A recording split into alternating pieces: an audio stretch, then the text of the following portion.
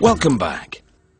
Special effects in animated films breathe life into characters and scenes that are completely imaginary. It usually takes a mix of different effects to give the fantasy a realistic texture. From miniature-scale models to computer-generated imagery, it's all about the big picture, really. 3D animation and photographic tricks make this miniature village loom large on the big screen. It all starts at the drawing board. An artist sketches the various components of the fantasy village. Once he gets it down on paper, the rest of the crew can build it. Using one of the sketches as a reference, a sculptor carves foam into sections of a roof, and he glues the pieces together. This foam roof will then be used to make a mold.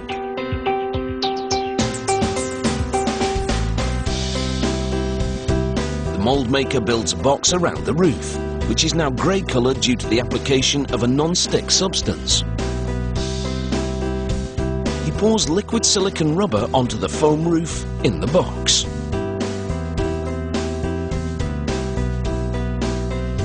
After 12 hours, they pull apart the box and remove the foam to reveal the mold. This mold will be used to cast multiple roof parts for the mini film set. They mix a 2-part urethane solution and pour it into the mold. A chemical reaction causes the urethane to solidify, and as it does, it takes the shape of the mold with all the details.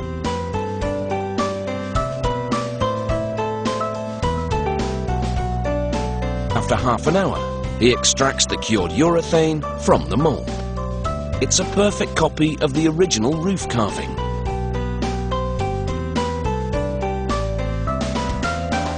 They mold different versions for visual interest. The crew then paints all the molded parts of the mini village set in colours that are true to life. The palette has been selected beforehand, but if it doesn't look right to the eye, adjustments can be made.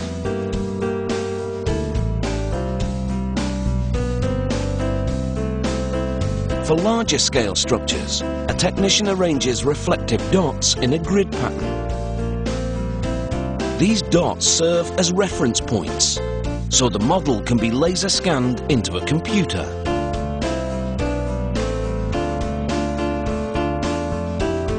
The technician transfers the image a section at a time. Once the image has been loaded into the computer, animators can play around with it. They can insert digital characters or impose a digital image over a filmed one to cast a shadow.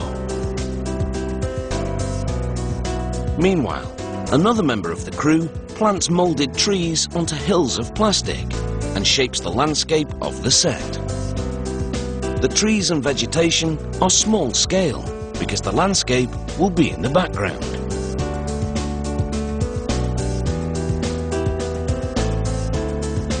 In the world of digital animation, clumps of moss can mimic shrubs, and a hot glue gun is an indispensable tool. Once buildings have been inserted in the set, the crew brings up the lights and checks the effect. They add props and sometimes take others away to improve the look of each scene. Technicians adjust the lighting, which can add visual depth and credibility to any scene. But it's even more critical with a small-scale vista.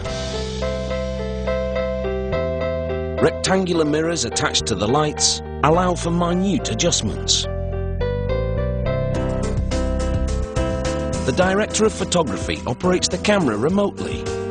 Adjustments to the shot's frame or depth of field can trick the eye and make miniatures seem much larger. The computer records the camera movements, so they can be repeated at any time. Later, water will be digitally added to this scene. But there are still many rivers to cross, because this is just the background. And when animated characters enter the scene, more computer-generated tricks are needed. Computer-generated characters are a Hollywood phenomenon. Special effects have rocketed 3D animated beings into superstardom.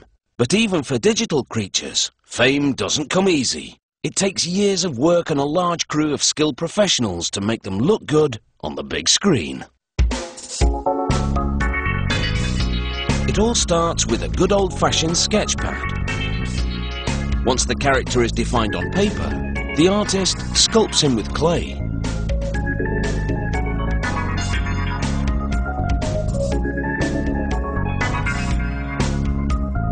Then the wizardry begins, as they laser scan the 3D character from all angles and load the image into the computer. Once he's been captured, the computer artist wraps the character in a digital wire frame. He manipulates the wire mesh to make the character move and breathe.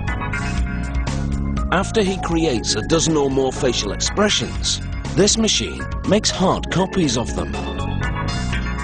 It repeatedly deposits layers of plastic to build up a physical version of the image.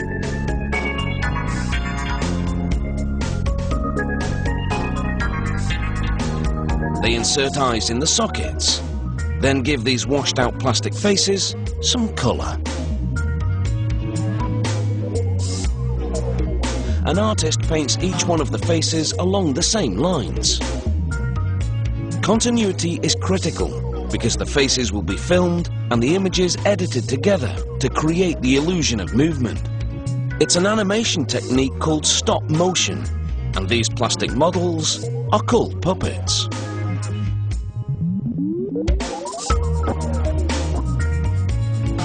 Next, a seamstress makes a costume for one of the puppets. He has to look great because he'll be used to promote the character to merchandisers who might market him as a toy. They scan the fabric and wrap it around the digital character to give him the same outfit. They then add creases for a more realistic texture. The crew lights the mini set for one of the character's big scenes and plans the camera moves. It's a kind of dress rehearsal. One of the puppets acts as a stand-in for the animated character. They move him around in a process called rough placement. It's a critical step which ensures that everyone is in sync: cinematographers, lighting artists, and animators.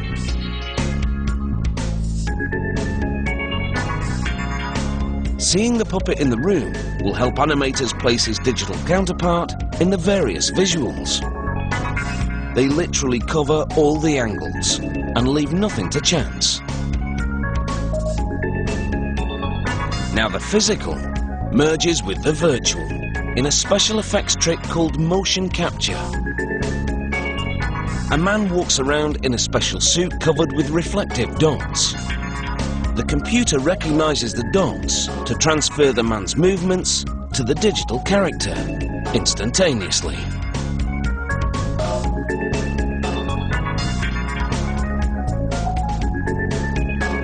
The computer artist uses those captured movements to manipulate the character and insert him into the scene.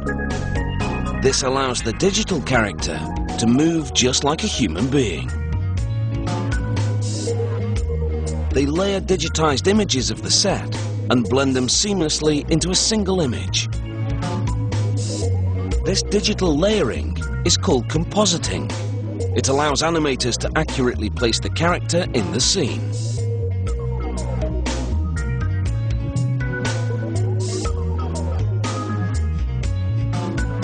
The blend of special effects with traditional animation techniques gives the best of both worlds.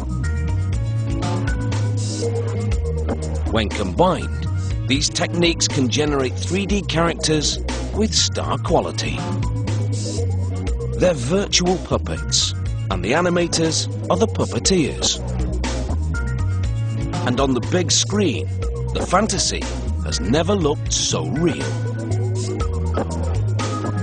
In fact, hold on, that's my bedroom. What's he doing in my room? Put that down. That was my mother's.